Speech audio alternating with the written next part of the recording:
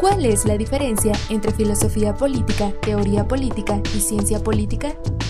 Claro está que la filosofía política, teoría política y ciencia política tienen en común el fenómeno del poder como objeto de estudio, es decir, las relaciones de poder, pero por el contrario, encontrar la diferencia entre estos tres campos del saber es más difícil de distinguir, utilizándolos con escasa precisión conceptual. A continuación te explicamos qué es cada uno de ellos.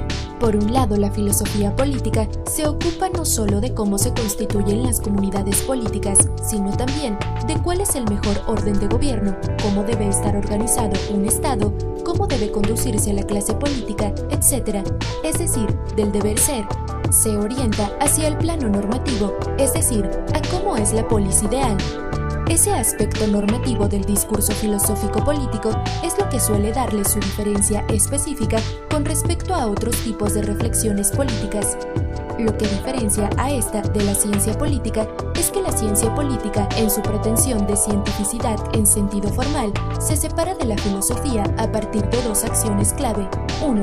Se orienta a la descripción de ordenamientos políticos fácticos del presente o del pasado, pero se tienen las limitaciones de lo empírico. Y 2. Sus métodos suelen incluir análisis estadísticos y de campo más cercanos a las ciencias sociales que al análisis conceptual o las propuestas normativas que caracterizan a la filosofía.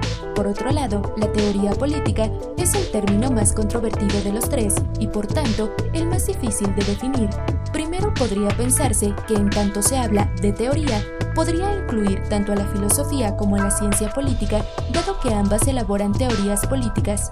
No obstante, cuando se habla de teoría, no se refiere a una teoría puntual, sino a una disciplina que reúne un conjunto de teorías que incluso pueden estar en disputa. El término teoría política es una denominación que pretende liberarse de los compromisos epistémicos de la ciencia política, por ejemplo, el de tener que ser eminentemente descriptiva, sin por ello verse obligada a abandonar sus métodos empíricos.